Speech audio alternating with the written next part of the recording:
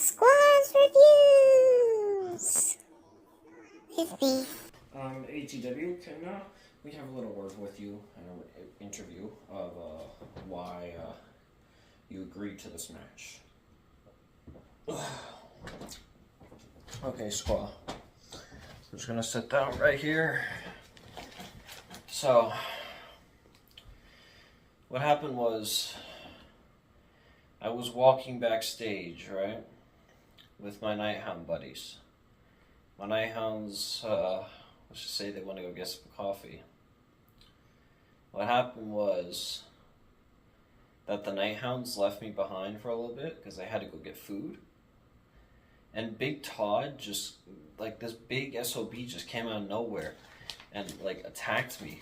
Like, who the hell even is this person? And why the hell is he even in this match? But, you know, honestly, I respect Greg Burns' decisions, and I'm not mad because I have fought people that have been as big as Big Todd, if not even larger. Like, think about my match with Speedo. I fought Speedo for, quite some time, I would say. Me and him had a little rivalry, but it wasn't that bad. It was an open challenge, and Speedo came out. He was like, oh my god, he was like over 230. He was big. And I still won, so I genuinely think that Big Todd, he's in for something, I'll tell you that. He's in for quite the ride. What if I lose the Realmix champion? Let me tell you what's going to happen. I'm not going to lose the champion. Think about it.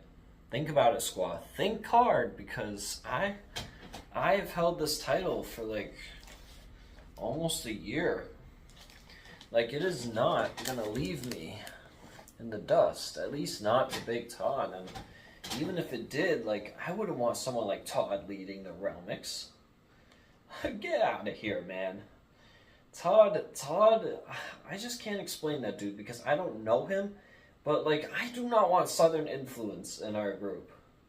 And I feel like just having Big Todd will, like, have a big impact on how the group is going to go. Now, I know originally the Realmix champion did represent the Realmix faction, right? But then Greg Byrne decided to make it an MOF title, which means that now Realmix is owned by MOF. So whatever Big Todd does with it, it would probably be destructive, Southern drops, all of those stuff.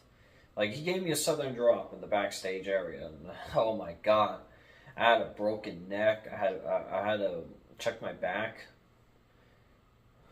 and thankfully I'm still medically cleared for this match. Like I always am.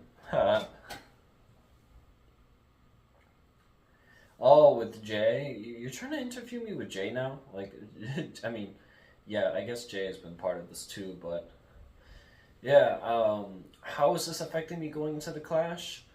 It has a big impact, I will say. I feel like Jay is a really good opponent, but like the way he functions, like, move this for a second so y'all can see what I'm saying. The way he functions as a human being, like right now, like it's just not a good persona, man. Like, I remember the Jay in 2023 where he was proud, he was fighting, he was fight Jay. But this 2025 Jay, get rid of this crap, man. This 2025 Jay rules KDA, goes behind associates, all the good stuff. But the only bad thing is he's a coward now, bro. Like, what else do you want me to say, Squaw? I mean, that's pretty much it. He's a coward. He runs away from things. That's why he likes to target me behind my back, right? Like, I remember last week on MXP, he decided to target me while saying, KD! I'm not going to say the whole thing, but he did target me while I was on the mic. And I was turning my back again. I was doing that for a test, but yes, he does like to attack me from behind. Now, clearly, even if Jay wanted to attack from behind, he knows it's not going to work. You know, it's not really going to work. And Squaw, I think we're pretty much done with the interview, are we?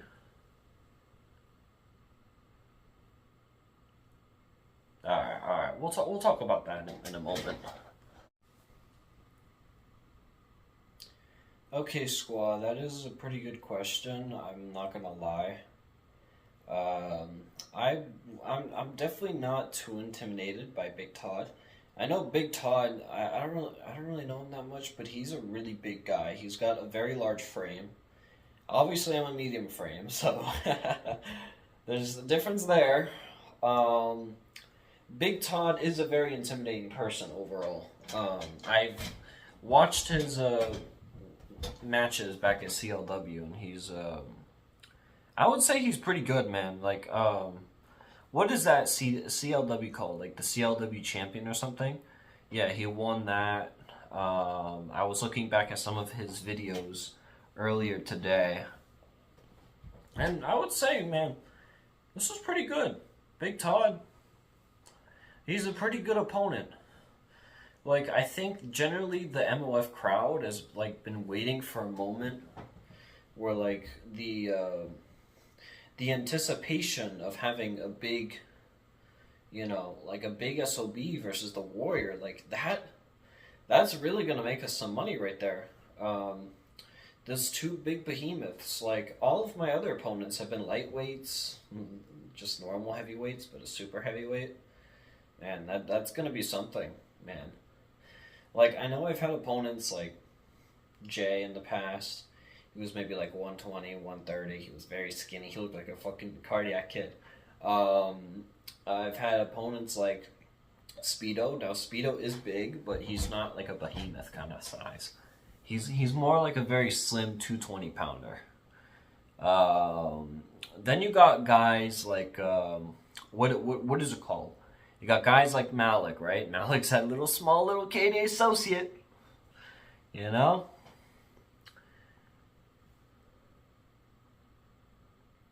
What do I plan on doing when I get that KDA championship? Oh, that's the perfect question right there.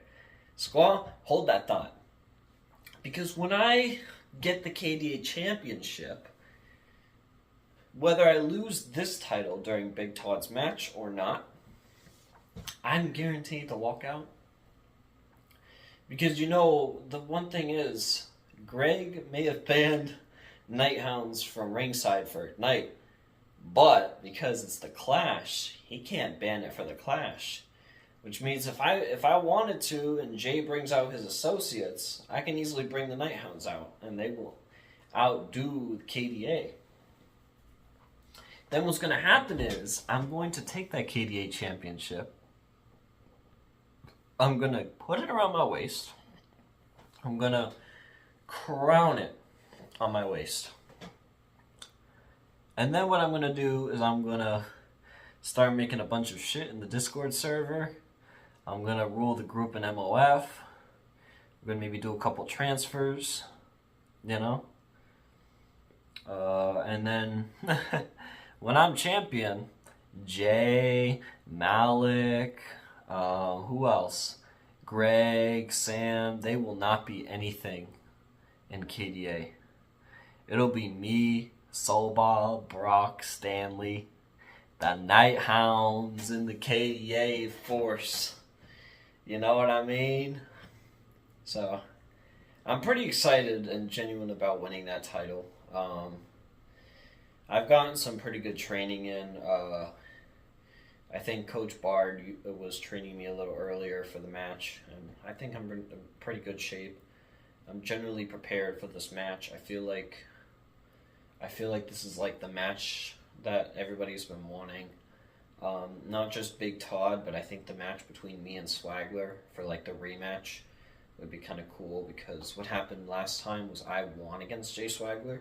Obviously, I was MOF Endurance Champion then. Jay Swaggler made a mistake on the ropes, and it kind of just costed him. And you know, after that, I took advantage and I won the title. So I would expect Jay to do something similar, but you know, this is a totally different Jay from the Jay we saw in the past. So I would say this is generally going to be like, if I had to state it on like a board right now, I'll probably put like a 60 to 70% for me, because like, oh my god, bro, like Jay is like the smallest person on the roster right now. Well, one of the smallest, I guess, but still, he's only what does he weigh, like 120, 130? Yeah, he's about to get roasted. He's gonna need more than just his KDA buddies if he's gonna stop me. I'll tell you that, Squaw.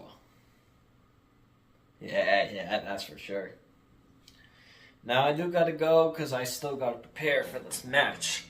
You know, Big Daddy Guns has gotta go prepare now. So I'll see you later, Squaw.